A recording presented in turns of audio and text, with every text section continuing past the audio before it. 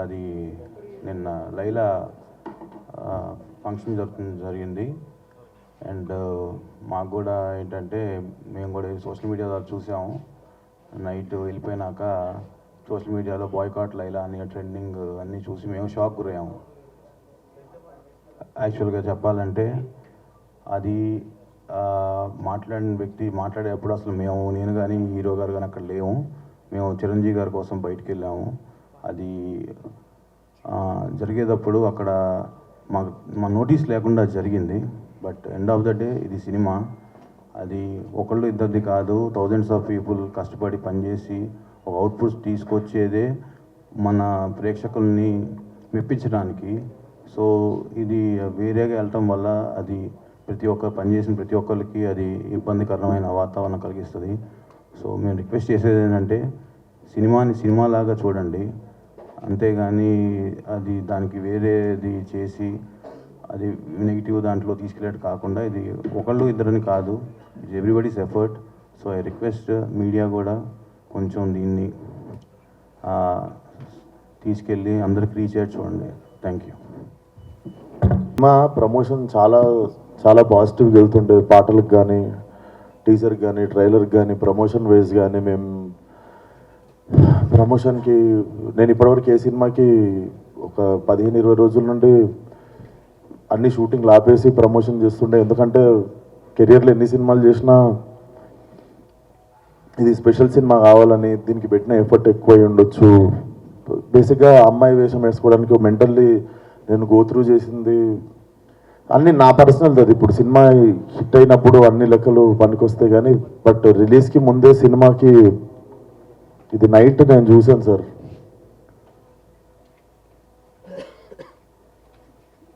14th Feb morning Laila movie HD print link పెడతా.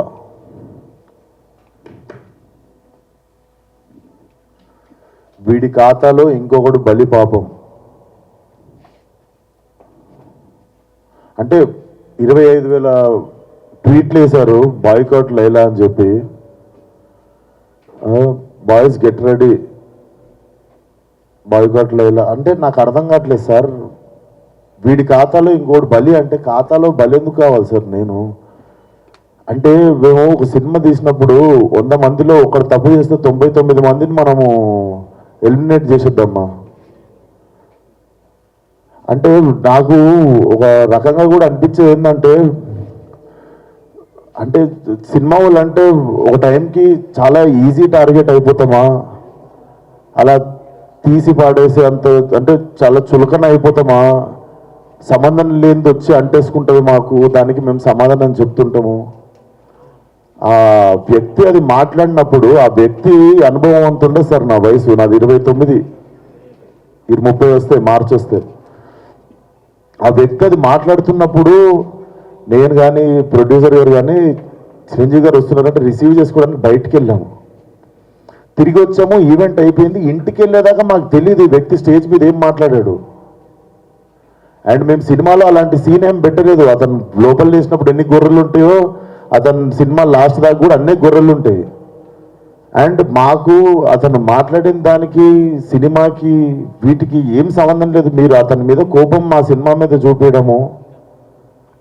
ముఖ్యంగా చాలామంది కష్టపడ్డాం సార్ ఈ సినిమాకి.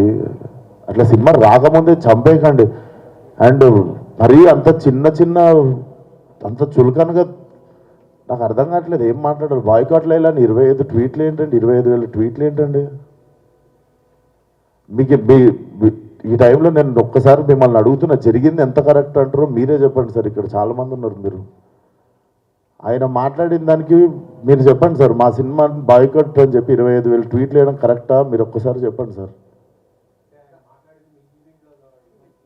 అదే సార్, ఇప్పుడు ఈవెంట్లో ఇప్పుడు అందరికీ నేను ఇంట్లో కూర్చొని వాళ్ళ స్కూల్ ఫీజు నేను కట్టి వాళ్ళకి సంస్కారం నేర్పించలేదు కదా సార్. నేను వాళ్ళు ఏం మాట్లాడతారు అనేది మన కంట్రోల్లో ఉండదు కదా సార్. నేను అదే అంటున్నా, నేను కానీ ఇప్పుడు నా మీద పడింది కదా.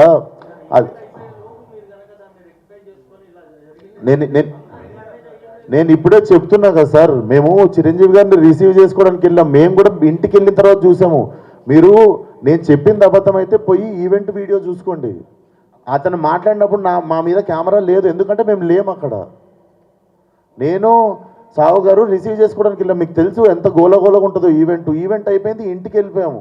ఇంటికి వెళ్ళిపోయిన తర్వాత చూసి షాక్, ఇది ఆయన ఎప్పుడు మాట్లాడింది ఇది, అసలు ఇవన్నీ ఎప్పుడు జరిగినాయి అని మేము షాకు.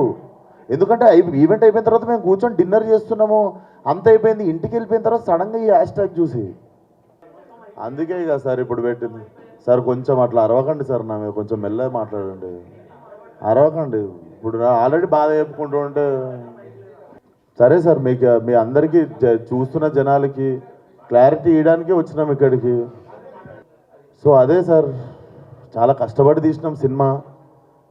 ఇప్పుడు అది ఎంతవరకు న్యాయం? మాకు బాయ్కాట్ లైలా అని 25,000 ట్వీట్లు వేసి పొద్దున పూట హెచ్డి ప్రింట్ పెడతాం సినిమాది అని, వాడి ఖాతాలో వీడు బలి అని. నాతో ఏం శత్రుత్వం ఉంది బాస్ మీకు? నన్ను లాగితే ఏమొస్తుంది చెప్పండి? అది మా మా మా కంట్రోల్లో జరగలేదు. నేను చెప్తున్నా, సావు గారు కానీ నేను కానీ మా ఎదురుంగి జరిగి ఉంటే మేము అప్పుడే వెళ్ళి మైక్ గుంజుకునేటోళ్ళం, చేతులకి వెళ్ళి పక్కా చేసేటోళ్ళం. అది మేము కూడా ఇంటికి వచ్చాక చూసుకున్నాం, ఎందుకంటే బయటికి గెస్ట్ని రిసీవ్ చేసుకోవడానికి వెళ్ళాం, తిరిగి వచ్చాము. తిరిగి వచ్చేలోపు ఇది జరిగింది. అదే సార్, థ్యాంక్ యూ. ఇప్పుడు నా సినిమా రిలీజ్ కావాలి కదా సార్ 2 రోజుల్లో. సార్ నాకు సినిమా రిలీజ్ ముఖ్యం సార్. నేను ఒక మనిషితో ఎవరితోనో కొట్లాడి ఇప్పుడు దీన్ని ఇంకా లాగదలుచుకోవట్లేను. మీరు అడుగుతున్నారు ఆ వ్యక్తితో ఏమన్నా మాట్లాడిస్తే, నేను అసలు ఫోన్ కాదు ఎవరితో ఏం మాట్లాడదలుచుకోవట్లేను. నా సినిమా రిలీజ్ అయ్యే వరకు కొంచెం సపోర్ట్ చేయండి అని అడగడానికి వచ్చిన ఈరోజు. ఇఫ్ పాసిబుల్ సపోర్ట్ చేయండి. చెప్తున్నా సార్, ఇక్కడ ఓపెన్గా నాకు పెడుతురు కదా, ఓపెన్గా నాకు డైరెక్ట్ థ్రెట్ ఇస్తురు కదా. నేను అందరికీ చెప్పేది ఒకటే సార్, మా కంట్రోల్లో లేకుండా ఒక మనిషి చేసిన తప్పుకి మా సినిమాని బలి చేయకండి. ఇది కైండ్ రిక్వెస్ట్ అంతే మేము అడిగేది. చెప్పేదంటే ఇప్పుడు విశ్వక్ చెప్పినట్టు ఈవెంట్కి మనం సినిమాలో నటించారు కాబట్టి మనం గెస్ట్గా పిలుస్తాము, వాళ్ళకి మాట్లాడమంటాం. బట్ వాళ్ళు ఏం మాట్లాడతారు ఏంటనే మనం కంట్రోల్ చేయలేము. అది యాక్చువల్గా మేము అక్కడ ఉన్నాం అనుకోండి, డెఫినెట్ కంట్రోల్ చేసేవాళ్ళం. అది మాకు తెలిస్తే, అక్కడ మేము లేము. వెళ్ళి అప్పుడే తప్పు అని చెప్పి కరెక్ట్ చేసేటోళ్ళు. ఇది పొలిటికల్ ఈవెంట్ కాదని నాకు తెలియలేదు కదా మాకు కూడా. అంటే యాక్చువల్గా అసలు ఆ టాపిక్ అక్కడ రాకూడదని చెప్తున్నాను. అది సినిమా ఈవెంట్, దాంట్లో పొలిటికల్. సార్ సారీ సార్, మా ఈవెంట్లో జరిగింది, మా స్టేజ్ మీద జరిగింది, మా ఈవెంట్లో జరిగింది. ఆ వ్యక్తికి నాకు ఏ సంబంధం లేదు, అతను నటించాడు సినిమాలో. కానీ నా ఈవెంట్లో జరిగింది కదా, నేను సారీ చెప్తేనే మీరు కూల్ డౌన్ అవుతారు అనుకుంటే సారీ సార్, ఎక్స్ట్రీమ్లీ సారీ. నా సినిమాని చంపేయకండి అంతే. మీకు కాదు సార్, వాళ్ళకే చెప్తున్నా సార్, మీకు కాదు. అండ్ ఆ గొర్రెలు అట్లా లెక్క ఏం లేదు, ఎన్ని గొర్రెలు ఉన్నాయి అన్ని గొర్రెలే ఉంటాయి, దాంట్లో అట్లాంటి లెక్క ఏం లేదు.